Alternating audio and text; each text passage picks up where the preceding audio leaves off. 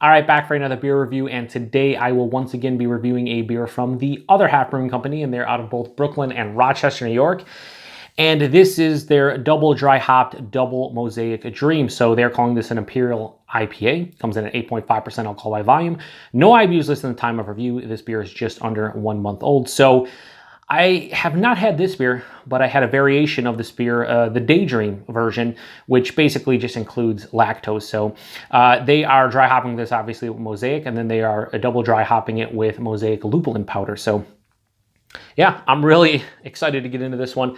I dug their Daydream version. It was pretty awesome. When it comes to their single hop beers, I prefer the Citra as opposed to the Mosaic. Something about their Citra beers just do it for me. But anyway, we'll see what this one has going on. So right from the get-go, I can tell that this is pouring out a bit less turbid than a lot of their beers.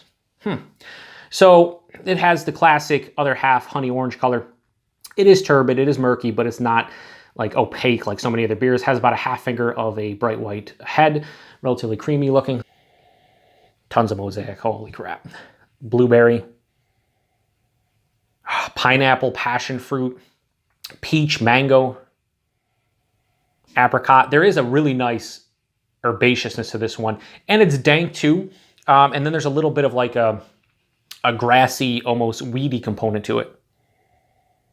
A little bit of biscuity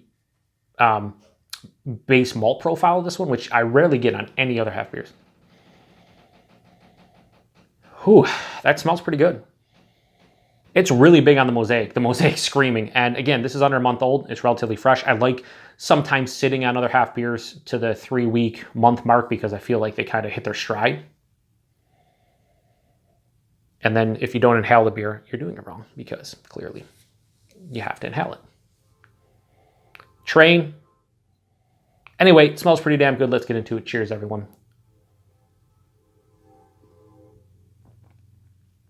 The train's coming for me. Yeah, that's really nice.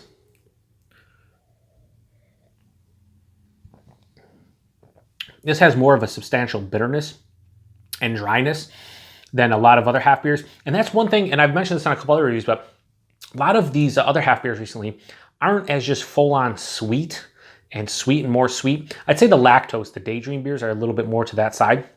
But the regular non-lactose beers, they're kind of what I want now in a New England style IPA.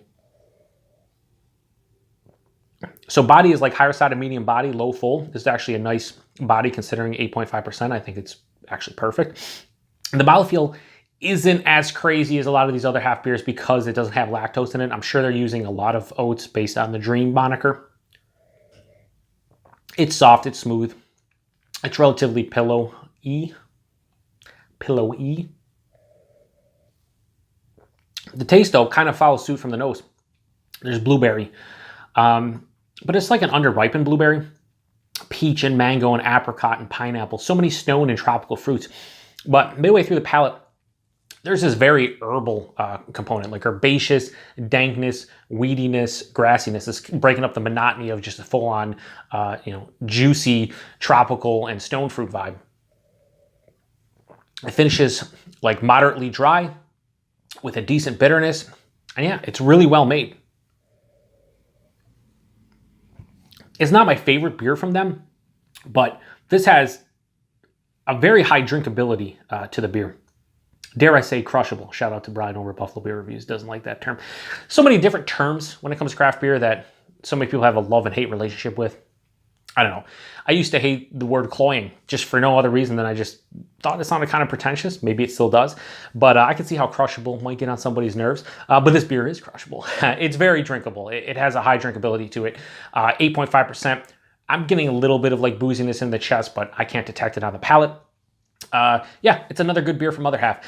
Is this anything that's going to blow your mind or, stick out from the crowd?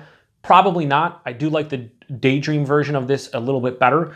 But as far as an easy drinking double IPA with Mosaic goes in it, yeah, this kind of hits the nail on the head. So rating on the double dry hop double Mosaic Dream from Other Half, I'm going to give it just a solid 4.25 out of 5. Seems to be kind of my standard rating for an Other Half beer when they're just really tasty.